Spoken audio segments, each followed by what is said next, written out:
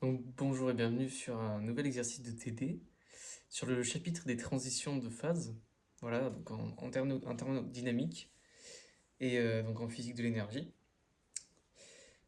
On va traiter un exercice qui se nomme changement d'état liquide-vapeur, voilà. Donc premier exercice de peut-être une chaîne d'exercices du TD, donc de transition de phase. Donc ce premier exercice, on nous donne deux questions. Donc la première question est qu'on doit rappeler la relation de Clapeyron pour la chaleur latente massique de vaporisation en indiquant les unités des différents termes. Voilà, donc question toute simple, on rappelle le cours. Alors on sait que donc l'équation, enfin la relation de Clapeyron pour la chaleur latente massique, qu'on va noter LV, voilà, chaleur latente massique, on sait que ça va être égal à T la température, fois delta V,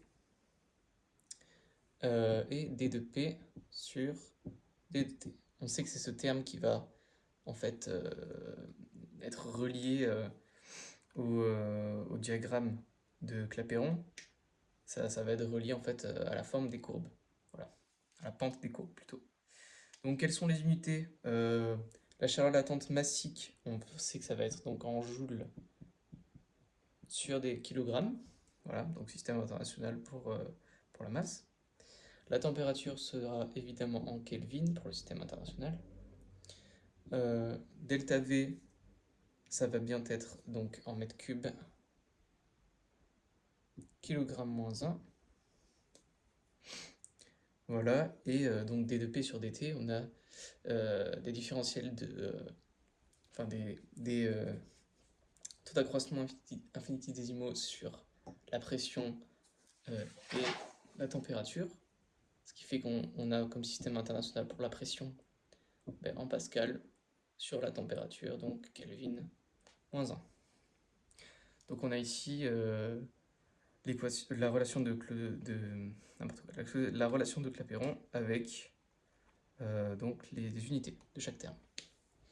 Donc voilà, ça c'était la première question, un rappel un peu du cours. On peut passer donc à la deuxième question. Excusez-moi, je fais tomber le TD. Deuxième question. On considère deux états d'équilibre thermodynamique A et B, tels que le fluide considéré soit un mélange de liquide et de vapeur. Voilà, donc c'est ça, ce changement d'état liquide-vapeur. Exprimer la variation d'entropie delta S AB, donc des deux états, en fonction de la masse de fluide, donc la masse totale, en fonction des températures TA et TB, donc des deux états d'équilibre, de la capacité thermique massique du liquide, donc CP, du liquide, et des titres massiques en vapeur XA et XB, et de la chaleur latente, que l'on pourra supposer constante. Ok. Donc on va rappeler tous les termes. Donc ce qu'on va mettre en fonction de quel terme. La variation d'entropie, donc delta SAB, en fonction de, donc il y en a un petit peu quand même, la masse, donc la masse totale du fluide, qu'on peut noter M, les températures, donc TA et TB, température d'équilibre, la capacité thermique massique du liquide, ici c'est P, tac tac tac, du liquide, les titres massiques en vapeur, donc les titres qu'on va noter XA et XB, par exemple, pour chaque état, et la chaleur latente, donc qu'on peut noter grand L ou petit LV, hein, comme tout à l'heure. Donc on veut delta SAB en fonction de tout ça. Déjà ce qu'on voit, c'est qu'on nous demande en fonction du titre massique. Qu'est-ce que le titre massique ici? On nous dit par ailleurs que c'est titre massique en vapeur. Donc on va noter X, le titre massique. Voilà, en vapeur, ça va être égal en fait à la masse donc de vapeur divisée par la masse totale. De vapeur et liquide. Et on sait, oui voilà, donc on peut noter m tot, la masse totale qui est simplement la masse de vapeur plus la masse de liquide. Voilà. Et voilà. Donc ça, on va pouvoir le garder. Maintenant, ce qu'on cherche, nous, ça va être une formule générale pour S. Voilà, donc pour l'entropie. Parce qu'on sait que delta SAB, ça va être égal à SB moins SA. Et nous, on va essayer de trouver une formule générale S pour pouvoir l'appliquer à l'état B et à l'état A. Alors, comment trouver ça? On sait que S pour l'entropie, ça va être égal à l'entropie pour le liquide plus l'entropie pour la vapeur, parce qu'on a un système composé donc de liquide et vapeur, ici. De ce fait, il va nous falloir les titres massiques du liquide et de la vapeur. Donc on a déjà celui de la vapeur, parce que c'est mvap sur m total, et on voudrait en fait ce titre, mais pour m liquide sur m total en fait. Voilà. De ce fait, on va utiliser m total est égal à mvap plus m liquide. Bah, on a donc mvap est égal à m tot moins m liquide. Et on remplace simplement ici, on a donc x est égal à mvap, qui lui-même est égal à m total moins m liquide, et on divise par m total. Donc ça va faire 1, et ça va nous faire donc moins m liquide sur m total. Parce qu'en fait, ce qu'on cherche ici, c'est le rapport, donc m liquide sur m total. Combien ça vaut? Ça implique donc que m liquide sur m total est égal, là ça va nous faire du x est égal à 1 moins m liquide sur m total. On met m liquide sur m total de l'autre côté, on fait passer le x également à droite, ça nous donne donc 1 moins x. Voilà. Donc on a ici nos deux rapports, pour le liquide et pour la vapeur. Très bien. Donc on peut noter ça, on peut le garder en mémoire. Voilà, tranquillement. Et ensuite, donc S, on se rappelle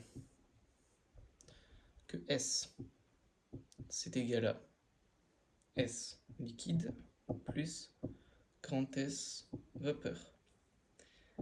On le veut donc en massique.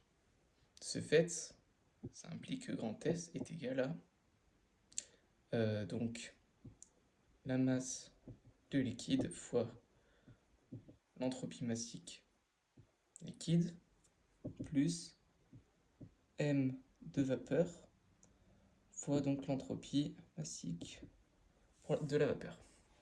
Voilà, donc il suffit, en fait on prend, au lieu de prendre grand S, on prend un petit s pour la masse et on multiplie par la masse correspondante. Et de ce fait, on va pouvoir remplacer m liquide et m vapeur par ce qu'on a trouvé juste avant. On a les deux expressions en fonction du titre massique. Voilà, donc S est égal à m liquide est égal à 1 moins x fois m total, donc m total on peut le noter m, donc 1 moins x fois m fois du coup S liquide plus m vapeur qui est ici, donc on a m vap qui est égal à x fois m total, donc plus x fois m fois S vap. On voit qu'on a deux fois donc ici la masse totale, donc on peut donc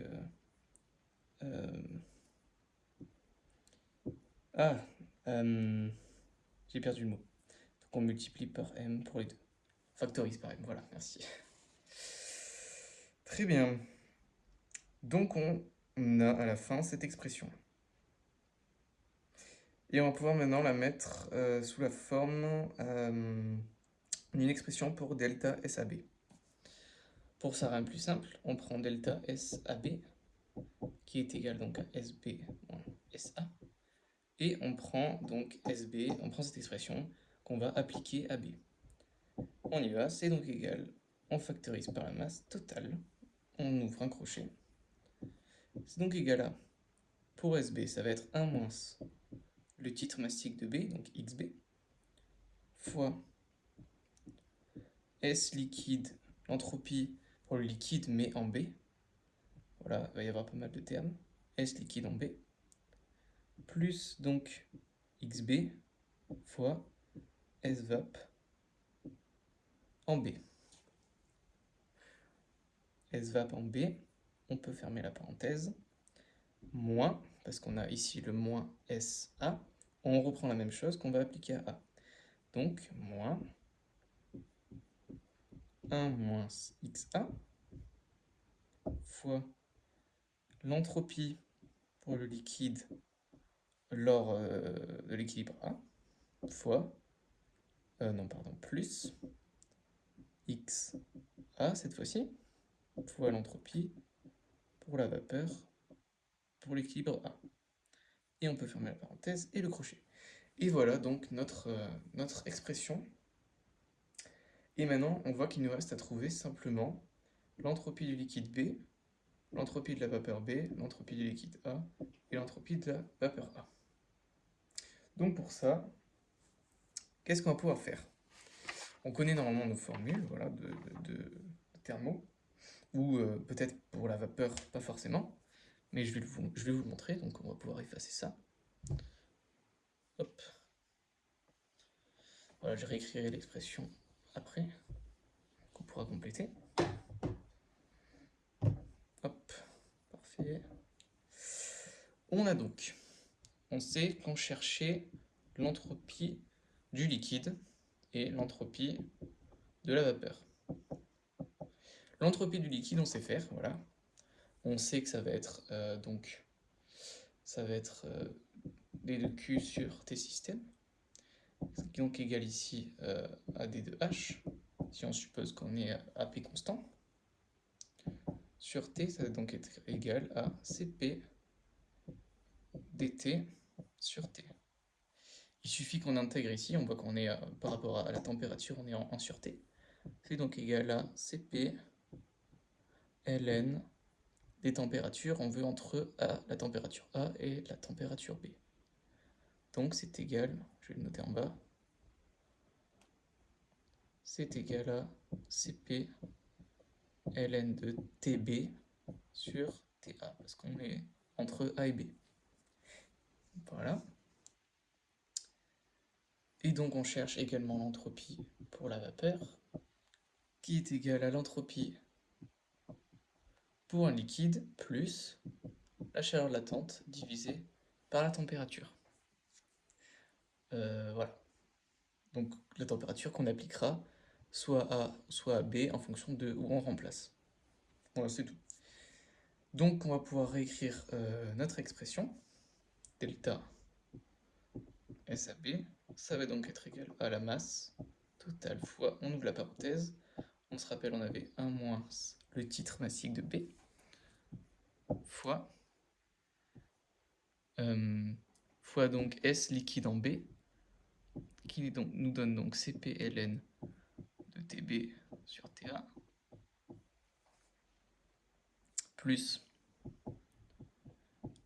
le titre massique en B, donc XB, fois cette fois-ci SVAP en B, qui va donc être égal à CPln de Tb sur Ta, donc S liquide, plus cette fois-ci L, sur la température appliquée en B, donc Tb. Voilà. Et tout ça, moins, cette fois-ci, moins SA. Donc on refait la même chose, appliqué en bas, on remplace tout simplement. Donc moins 1 moins XA, Cp ln de Tb sur Ta, ça ne change pas ici, fois Cp ln de Tb sur Ta plus XA, fois, on ouvre la parenthèse, Cp ln de Tb sur Ta, donc ça va être XA fois SVAP, donc SVAP qui est égal à S liquide, plus la chaleur latente sur la température appliquée ici en A, donc SA. Voilà, donc on se retrouve avec cette expression. Voilà, bon, elle est un petit peu grande, mais elle se réduit et se développe très facilement. Et à la fin, on arrive, vous pouvez essayer de la développer. Je vais vous noter l'expression finale. On a bien delta SAB est égal à la masse totale toujours, voilà, fois, on ouvre le crochet, CP, ln de TB sur TA fois XA moins XB, donc la différence des titres massiques ici, plus XB sur TB moins XA sur TA. On factorise par la chaleur latente, donc L, vous pouvez noter L ou LV comme tout à l'heure. Hein. Voilà, donc c'est la chaleur latente massique.